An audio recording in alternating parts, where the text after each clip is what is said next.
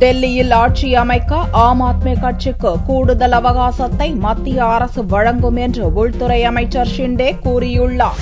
தலைநகர் டெல்லி சட்டசபை தேர்தலில் எந்த கட்சிக்கும் மெஜாரிட்டி கிடைக்காததால் தொங்கு சட்டசபை அமைந்துள்ளது. மெஜாரிட்டி இல்லாததால் ஆட்சி அமைக்க பாரதிய ஜனதா மற்றும் ஆம் ஆத்மி கட்சிகள் மறுத்ததைத் தொடர்ந்து ஜனாதிபதி ஆட்சியை அமல்படுத்தும்படி மத்திய உள்துறை அமைச்சகத்துக்கு கவர்னர் நஜீப் ஜங் பரிந்துரைத்தார். மெஜாரிட்டிக்கு 36 இடங்கள் தேவை என்ற நிலையில் 28 இடங்களை கைப்பற்றியுள்ள ஆம் ஆத்மி கட்சி ஆட்சி அமைக்க வெளியிலிருந்து ஆதரவு அளிக்க தயாராக இருப்பதாக 8 இடங்களை பிடித்த காங்கிரஸ் கூறியது. அதேபோல 31 இடங்களை பிடித்த பாரதிய ஜனதாவும் ஆம் ஆத்மிக்கு ஆதரவு தர முன்வந்தது.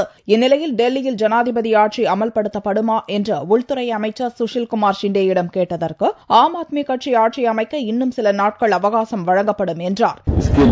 कांग्रेस पार्टी ने अनकंडीशनल सपोर्ट दे दिया है, तो ये अनकंडीशनल सपोर्ट दे दिया है तो डेमोक्रेसी में किसी भी सरकार स्थापित करना होगा.